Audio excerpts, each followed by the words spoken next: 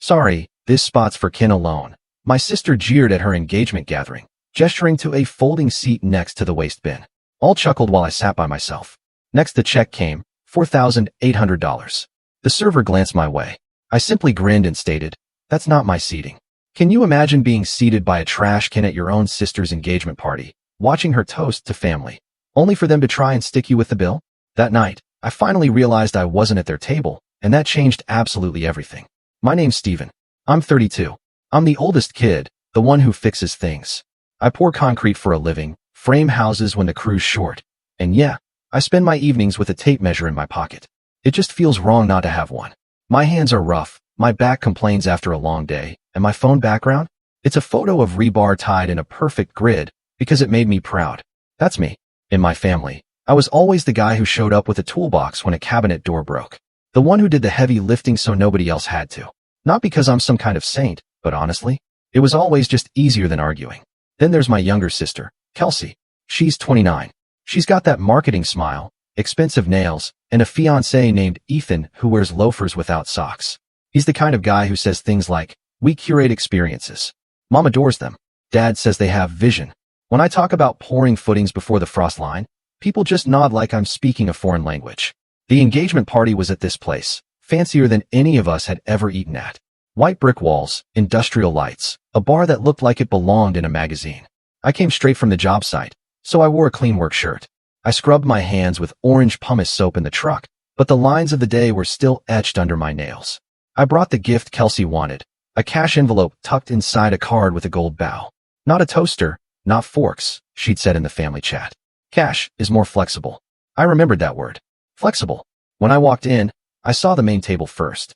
One long rectangle, draped with a runner, little candles, glass cups. Everyone I knew was there. Mom, Dad, Aunt Linda, Ethan's parents, Kelsey's Instagram friends. I lifted a hand in greeting. Kelsey saw me, and that perfect smile of hers shifted just 2 degrees. She stood up, smoothed her dress, and met me halfway with a hug that didn't quite touch. "Hey, Steven," she said, inches of perfume separating us. "Hey," I replied, holding up the card. "Congrats." She took it with 2 fingers, like it might smudge her nails, then glanced past my shoulder toward the hostess. I looked back at the table. No empty seat. Just place cards with scripted names. A tiny rectangle that said, "Family." "Where should I sit?" I asked, trying to keep my voice light, hoping there was a mistake. Kelsey lifted her chin. "Oh, sorry, this table's for family only," she said, smiling, all teeth. She pointed toward the back of the room. "We set up a spot for you." I followed her finger. Past the bar, past the bathroom sign. And there it was, near the service door, a fold-out chair by a gray trash can with a swinging lid. On the chair, a napkin and a fork wrapped in paper. No plate. Someone at the long table laughed. Then another. It rolled like a low wave down the linen runner. I waited for a beat. Maybe it was a joke. Maybe it just kidding. But no. Ethan leaned back in his chair and called out. "We figured you'd want somewhere quiet, man. You know, since you get off work late." My mom didn't even look at me. She just poured herself water and said to no one, "He's fine." My face got hot, so hot it felt like I was glowing, but my hands stayed still. I just stared at that trash can, at the silver handle with little fingerprints on it. The service door opened, and a boozer wheeled out a bin of dirty plates. He looked at me, then at the chair, then back at me. He whispered, "You good?" like he'd walked into the middle of something. "I'm good," I said. I picked up the fold-out chair. The metal legs scraped the concrete floor. The sound made a few heads turn, then quickly turn away. At the main table, someone started a toast. I heard my name once, buried in a list of thank yous, and Steven, who's always so reliable. Then the chatter swallowed it. From my corner, I could see Kelsey's profile, the perfect swing of her hair, the way she pressed her napkin to her lips after she laughed. My chest felt tight, small. I took a breath, the kind I take when I'm under a house, crawling, trying not to think about the weight above me. A server brought me a plate, balanced on his arm like a tray. "Sorry about the seating," he said under his breath. "They told us to put you here." "It's fine," I said again. The fork was light. The chair wobbled. Kelsey lifted her glass. "To family," she said, loud and bright. Everyone echoed it. I swallowed water that tasted like metal. Halfway through the main course, Dad came by to pat my shoulder. "Don't sulk," he said. "It's Kelsey's night." "I'm not sulking," I told him. "I'm sitting." He gave me a look like I was being difficult, then drifted back. Then the cake came. The waiter cut slices at the head table first, passing plates like treasure down a line. When the tray finally swung my way, Ethan's mother leaned in and whispered something to the server. My plate went past me. Then it passed again. The tray was empty when it reached my side. The boozer caught my eye and winced. I'll check the kitchen. Don't worry, I said, and folded my napkin like a blueprint. I watched the candles blink in the air conditioning. Later, maybe an hour, maybe more, the room went quiet. A bill presenter showed up at the head of the table. The manager whispered to Ethan. Ethan smiled and tapped a knife to his glass. Okay, team, he said, like he was in a meeting. We've arranged the check a special way. He made eye contact with me from across the room. The waiter followed his line of sight. The boozer returned, setting a small slice of cake on the wobbly corner of my chair. I'm sorry, man, he breathed. I looked up and found the waiter looking back at me, leather bill folder in his hand. Everyone else was looking too. I felt the air thin, the same way it does when you crawl into a tight space and realize you might not fit. But then, something shifted. My jaw unclenched. I smiled. Not my table, I said. The waiter stopped. The laughter didn't come this time. Just ice. And the low hum of a cooler motor behind the swinging door. You ever feel a whole life click into place around a single sentence? That happened. I didn't always sit by trash cans, you know. It just sort of happened over time. Our house, when we were kids, was small. A crooked 1960s ranch with a roof my dad kept promising to replace. When it rained hard, water tapped into buckets in the hallway. Dad would say, "Good thing we have a son," and hand me a ladder. Kelsey got piano lessons. I got shingles under my fingernails. By 16, I was on a framing crew in the summers and weekends. By 18, I had a reputation for showing up early, hauling more than my weight, not complaining about the heat. I didn't do college. I didn't ask my parents for money. I fixed the porch, then the fence, then the plumbing when the kitchen sink coughed brown water. Mom would post a photo and write, "So blessed to have a handy son." When Kelsey moved to the city for her marketing job, I loaded her U-Haul, drove it, carried her furniture up 3 flights, hung her shelves, and even paid the security deposit while she waited for a direct deposit to hit. "I'll pay you back the second I can," she'd said, hugging me hard enough to smell her hairspray. I told her not to worry. 6 months later, when I asked about it, she blinked like she'd never heard those words. "Stephen," she'd said, "don't be weird about money. It's family." That became a chorus. Don't be weird about money. It's family. It came from Mom when she asked me to co-sign her new SUV because her credit score wasn't reflecting her true reliability. It came from Dad when he used my Home Depot card just until payday. But it came from Kelsey most of all. Brunches charged to my card. Venmo requests that never reversed. Little totals that stopped feeling little when I laid them out like studs on a sawhorse. I kept a spreadsheet for sanity. Dates, amounts, reasons. $350 for Kelsey's first month of city parking. $780 for her emergency dental work. $1,900 for Ethan's bridge loan when his crypto timed the bottom wrong. $2,500 for Mom's car down payment. $160 here, $120 there. I looked at the columns at night, the way you look at a crooked wall and know exactly where it's out of plumb. Every time I tried to talk about it, I became the problem.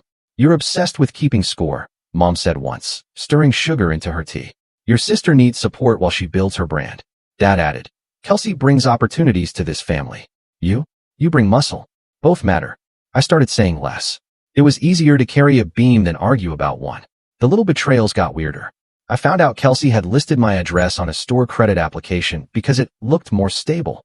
I discovered my Netflix profile replaced with guests and a kid's profile named after Ethan's dog. When I reset passwords, Mom called to say I was punishing Kelsey for succeeding. Then came the invite to the engagement party. The group chat blew up with color palettes and signature cocktails. Kelsey sent a registry link with sections labeled must, want, and if you love us. Every item had a note. Cash preferred. I texted her, "What do you actually need?" She replied, "A generous brother," smiley face. The week before the party, Kelsey called me on my lunch break. I was sitting on the back bumper of my work truck, eating a ham sandwich. "We were looking over the numbers," she said, her voice bright. "And since you're doing great financially, I mean, blue collar, but still, we figured you could take care of the venue minimum. It's only fair. Family shows up." I chewed, swallowed, and fought the heat crawling up my neck.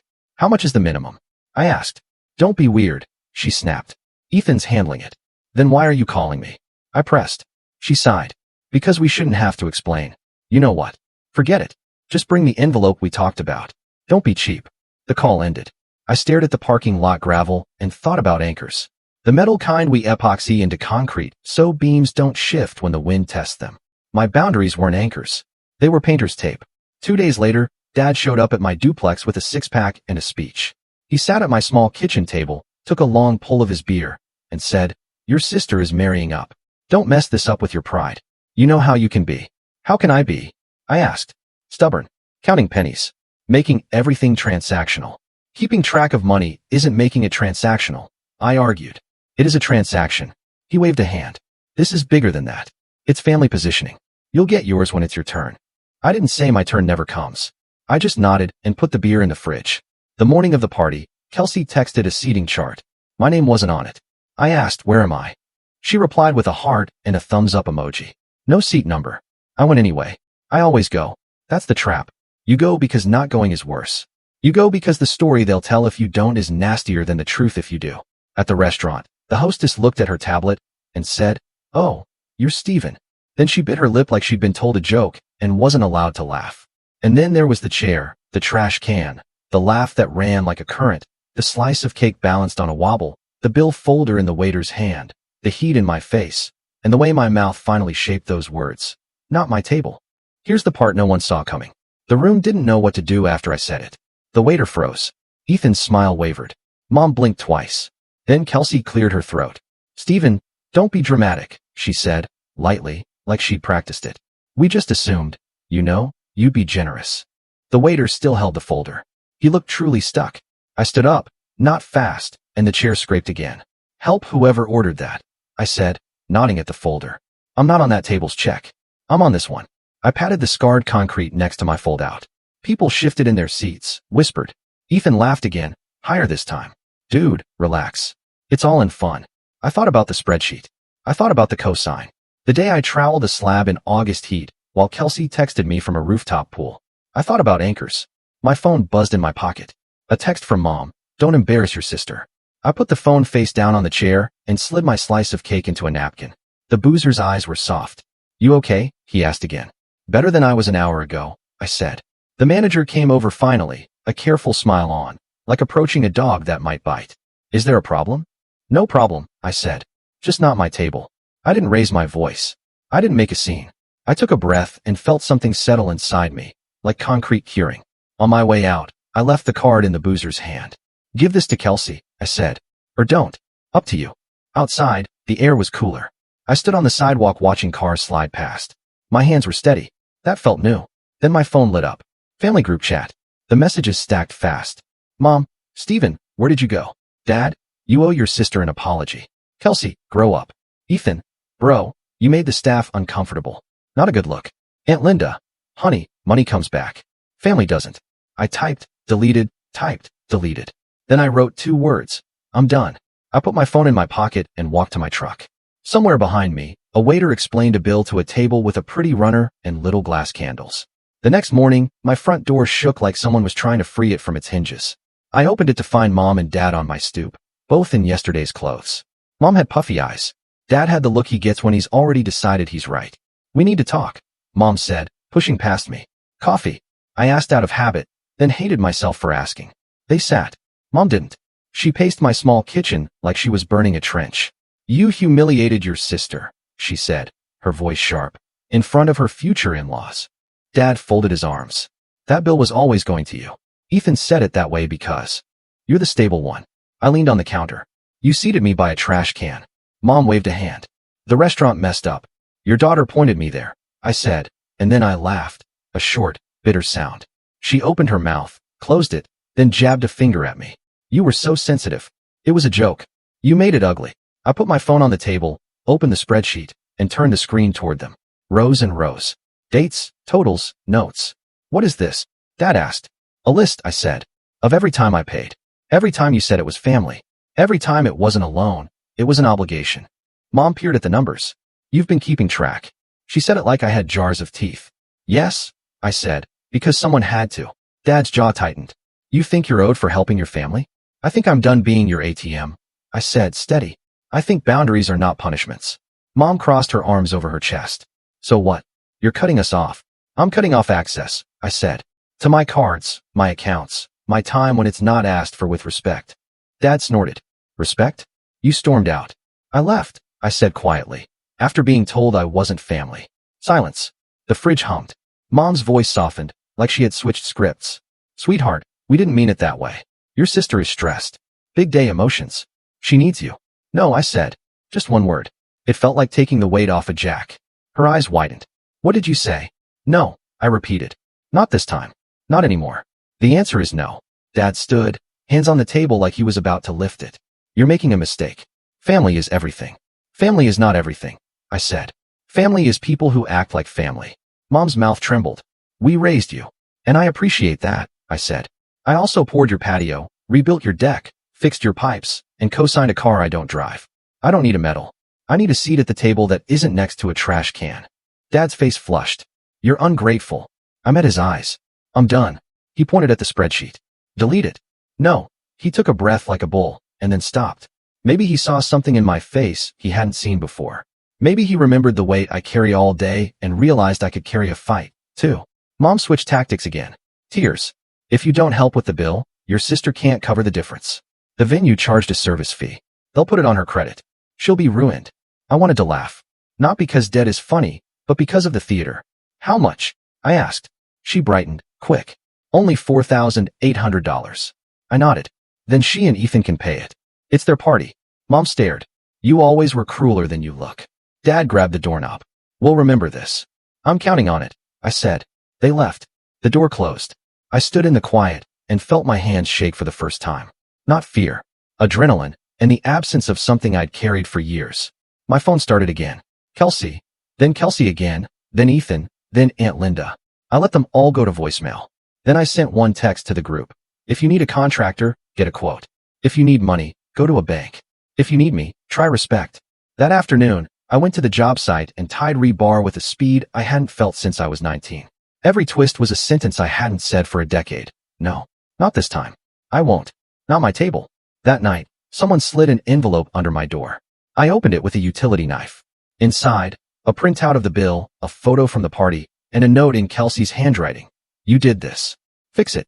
I took a picture of the note, filed it in a folder on my computer, and put the original in the junk drawer with rubber bands and old screws. The photo showed me in the background, by the trash can, eating cake. I printed that one and taped it to my fridge. The first day after a boundary is quiet. People wait to see if you meant it. The second day gets loud. I woke up to 26 missed calls and a new group chat titled Family Intervention. The first message was from Aunt Linda. We need to reset expectations. The second was from Mom. Your sister's credit card was declined at the dress fitting because of the venue hold. She's hysterical. Fix this. I made coffee and read every message like it was a work order. Then I put my phone face down and ate eggs. At 9:07 a.m., Kelsey showed up at my place with Ethan, both in sunglasses. She didn't knock. She rattled the handle until I opened. You're unbelievable, she said, sweeping in. Do you know what you've done? Set a boundary, I said, stepping aside so they couldn't push past. Ethan tried to smile. Bro, no hard feelings about the seating. That was Kelsey's idea. We were playing. Kelsey shot him a look. Ethan, then back to me. The venue charged my card. It overdraft. I have a blocked account now. Do you understand overdrafts? I do, I said. Banks charge fees when you spend money you don't have. Her jaw worked. You've always been jealous. Of what? I asked. Of my life, she said, gesturing at her outfit, her ring. Of people liking me. Of not having to live covered in dust. I looked at my hands, the small cuts, the strength. I like my life, I said. Ethan exhaled. We just need you to front the difference until the wedding gifts clear. There are no wedding gifts, I said. This was your engagement party. He blinked. Semantics. Kelsey leaned in, her voice low. Mom and Dad said, you do the right thing. Don't make them choose. They already chose, I said. They sat at your table while I ate by the trash. She threw up her hands. God, you're dramatic. Fine. She dug into her purse and slapped a card on the counter. My card. The one I'd canceled 3 months ago. Happy? We found this in Mom's junk drawer. Was that part of your spreadsheet too? I picked up the card, turning it in my fingers like a fossil. Leave, I said. She scoffed. You can't kick me out of my brother's house. I can, I said, and opened the door. Ethan tried for a final move. We'll tell everyone you refused to help your own sister with a basic family expense. You already did, I said. It didn't work. They left. The hallway smelled like her perfume for an hour after. At noon, my boss pulled me aside. You okay? He asked. Your mom called the office. She did what? Said there was a family emergency, and you'd need an advance. I told her we don't do that for anyone. He looked at me over his glasses. You want to take the afternoon? No, I said. I want to pour. We poured a walkway behind a small brick house for a retired teacher. She brought us lemonade and told us her late husband used to lay tile. I liked the way she said used to without apology. When we finished, I troweled the edges until they were clean enough to see a reflection. On the drive home, my phone buzzed again. Cousin Mark. Hey man, he said when I answered. I heard there's drama. Just so you know, people are saying you try to stiff the staff. I laughed one short sound. The staff is the only reason I didn't walk out sooner. They were kind. Mark hesitated. I believe you. For what it's worth. It's worth something, I said. That night, I changed passwords I should have changed months ago. I removed devices from accounts. I shut down an old shared phone plan I'd kept because Mom didn't like new carriers. I got 3 angry texts inside 10 minutes. What did you do to my Spotify, Steven? My phone stopped working. Wow. Petty. I put my phone on Do Not Disturb and slept like I had after my first full week on the framing crew. Heavy and unbothered. By day 3, the storm turned. The group chat got quieter, then split into side messages I wasn't in. Aunt Linda texted me. I don't agree with how they treated you. A cousin DM'd me a photo from the party I hadn't seen. Kelsey, smirking, pointing at me in the background by the trash can. He added I left early. Felt gross. I started hearing through sideways channels that the bill had been divided the old-fashioned way. In the end, Ethan's dad covered half with a tight face. Kelsey's bridesmaids split a chunk, and my parents maxed a card they were hoping to keep clean for a trip. People were mad, not at me, at the awkward truth, sitting in the middle of their pretty runner. Mom called again and left a long voicemail that began with, I hope you're happy, and ended with, when you need us, don't expect us to show up. I saved it with the others in a folder named Policy. I went to work. I came home. I did not answer the door when someone pounded late and shouted my name. I bought a new deadbolt, installed it, and oiled the hinges on my own time. The quiet after that was different. It wasn't punishment. It was space. In that space, other things grew. I said yes to a Saturday side job for a woman who needed a wall opened between her kitchen and dining room. She told me her contractor ran off mid-project. I finished the framing in a day, called an electrician I trust, and left the place broom clean. She paid me, and then pressed a tip into my hand like I'd returned something she thought was gone. You were respectful, she said, like it surprised her. I shrugged and said, it's not hard. I started lifting with a friend in the mornings again, pulled my old bike out of the shed, and finally fixed a squeak in a cabinet door that had been bothering me for 2 years, because it bothered me, and no one else. A week later, Kelsey emailed me a spreadsheet of her own. The subject line said here. It was a list of what our family has done for you. There was unpaid rent from when I lived at home at 19. I paid it, we both knew it. 3 dinners from 2015. A list of Christmas gifts. And a note that said, Mom carried you for 9 months. I replied with one sentence. Thanks for the list. No reimbursements approved. She didn't write back. She posted on Instagram instead, a story with the words, blood isn't everything, over a boomerang of champagne. I laughed out loud. Then I closed the app and didn't open it again for a week. Real life moved. I took a small vacation day and drove to the lake with a thermos of coffee. I watched a guy teach his kid how to skip stones. I thought about my future the way you think about a deck you might add. Where the sun falls, how the weight will sit, what anchors you need so it doesn't tilt under guests. On Sunday, I got a text from Dad. No hello, just, we're selling the house. We'll need your help moving. I typed, hire movers. He replied, we can't afford that. I asked, how much was the engagement party? He didn't answer. Monday, my foreman asked if I wanted to take on a crew lead spot that was opening up. You've got the calm people listen to, he said. And the spine. I almost said I wasn't ready. Then I thought about a chair by a trash can and said, I am. 2 weeks after the party, I went over to Mom and Dad's because Mom texted about a leak. Not as a son, as a contractor. I brought an invoice pad. Mom answered with red eyes, like she'd rehearsed them. So you'll help? She said, relieved. I'll take a look, I said. My rate is on the invoice. She froze. You're charging your mother? I'm charging a client, I said. Family rates are for family. She swallowed hard and stepped aside. The leak was a bad wax ring on the upstairs toilet. I replaced it in 40 minutes. When I finished, I handed her the invoice. She signed. Her hand shook, but she signed. On my way out, Dad leaned in the doorway, his voice low. You think you're better than us now? No, I said. Just not worse. I drove home with a copy of the invoice on the passenger seat. It felt like a receipt for air. A month later, silence. I skipped the wedding, not my table. I set anchors for my pergola, blocked the venue's calls, and wrote the last line in my spreadsheet. Boundary, $0 paid. It wasn't easy, and it definitely wasn't quiet at first. But standing up for myself, for my worth, for the simple respect I deserved, That was the strongest foundation I've ever poured. Have you ever had to draw a line in the sand with family, even when it felt like everything was against you? Or maybe you're still in the thick of it. I really want to know your stories down in the comments below.